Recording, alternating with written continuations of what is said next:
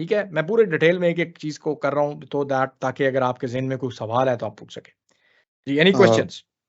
जी। मुझे data modelling के about पूछना था कि जो स्टेप्स हैं हम लोग जो फॉलो करते हैं डेटा मॉडलिंग के लिए, वो सब डेटा के लिए सेम है, जैसे कि फाइनेंशियल डेटा हो, सप्लाई चेन डेटा हो, तो सेम है, जो प्रिंसिपल है डेटा मॉडलिंग का वो सेम है।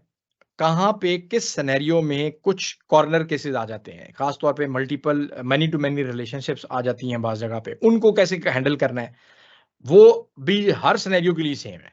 सो आपके लिए जो डेटा मॉडलिंग करने का प्रोसेस है, जो उसके जो स्कीमाज़ हैं, वो डज़ नॉट मैटर कि क्या वो डेटा सप्लाई चेन का है, चाहे वो डेटा किसी फाइनेंशियल सेक्टर का है, चाहे वो किसी एफएमसीजी का है, चाहे वो किसी रिटेल स्टोर का है, डज़ नॉट मैटर।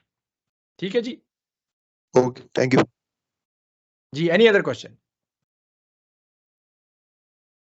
ओके।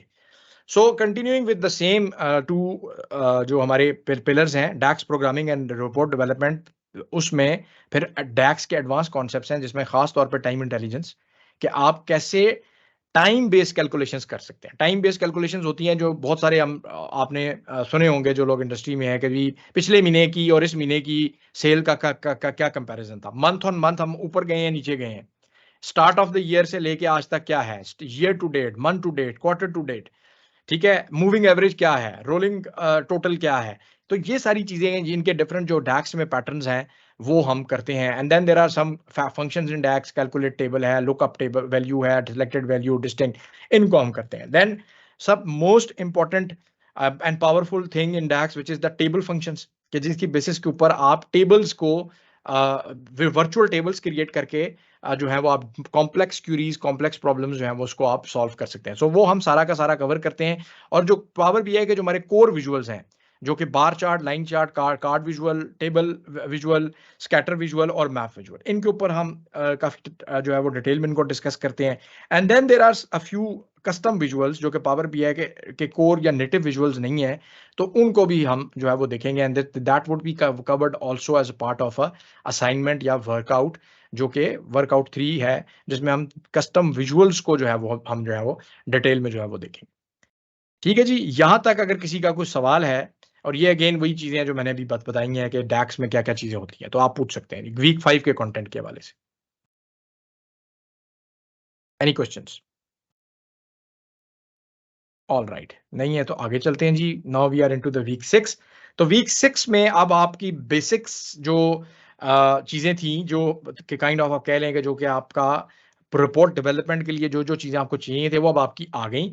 अब आप बेसिकली आ गए हैं कि यार अब आपने रिपोर्ट को लेआउट कैसे करना है, उसको डिज़ाइन कैसे करना है, तो वो हम देखेंगे। पावर पॉइंट को और फिग्मा एक टूल है, जैसे फोटोशॉप है, एडोबी एक्सडी है, ये डिफरेंट टूल्स हैं। इनमें से जो सबसे पॉपुलर है वो पावर पॉइंट है और उसके बाद नंबर 2 पे फिग्मा है, कि उसमें हम वो कैसे जो है वो कर सकते हैं। और फिर कुछ और फंक्शंस हैं स्पेसिफिकली जो कुछ कॉर्नर केसेस में, जैसे हायरार्कीज में परसेंटेजेस कैसे निकालनी है, आपकी पेरेंट चाइल्ड हायरार्की है, उसको आपने कैसे रिजॉल्व करना है। फिर एक कॉन्सेप्ट है डिस्कनेक्टेड टेबल्स का, जो आप यूज करके मुख्तलिफ जो है वो कॉम्प्लेक्स सिनेरियोज को जो है वो आप मॉडल कर सकते हैं, वो आप कैसे कर सकते हैं डैक्स में, रैंकिंग्स कैसे कर सकते हैं, ये सारी चीजें जो है ये हम कवर करते हैं। And then the third part of a report layout के बाद के जी उसको आप नेविगेट कैसे करेंगे। सारा कुछ तो एक पेज पे नहीं होगा ना, आपने कभी एक पेज से दूसरे पे जाना है, दूसरे से पहले पे जाना है, फिर उसके अंदर आपके पास कुछ डिफरेंट जो है वो फीचर्स हैं, जैसे बुक मार्क्स हैं, बटन्स हैं, आपके ड्रिल थ्रू है, ड्रिल अप है, ड्रिल डाउन है, हायरार्कीज कैसे क्रिएट करनी है, टूल टिप्स हैं, ये सारी चीजें जो है ये हम देखते हैं। और फाइनली जो बहुत ही एक आपकी विजुअलाइजेशन में एक डिफरेंस क्रिएट करता है, वो है कंडीशनल फॉर्मेटिंग। जैसे कि अभी हमने पीछे ये एग्जांपल देखी थी कि आपने देखें कि कलर के थ्रू आपने कैसे डिफरेंशिएट किया है। तो अब आप ग्रे कलर में देखें तो ग्रे कलर में भी डिफरेंट आपको एक कंट्रास्ट नजर आएगा, यानी जिस वैल्यू जो ज्यादा है, आपको हल्का सा शायद यहाँ पे पता नहीं फील होगा या नहीं, बट उसका कलर थोड़ा डार्क है। यहाँ पे देखें ये डार्क शेड है और ये लाइट शेड है, तो फौरन जो आपके ये जो आपके विजुअल क्यूज हैं, इनको यूज करते हुए आपको फौरन समझ में आ जाए कि कैसे आपने अपने डाटा को से अपने जो है ना अपने इंफॉर्मेशन एक्सट्रैक्ट करनी है। और ये सारा पॉसिबल होता है थ्रू कंडीशनल फॉर्मेटिंग। ठीक है जी। सो यहां पर अगर कोई सवाल है तो प्लीज पूछ लें वीक 6 के हवाले से।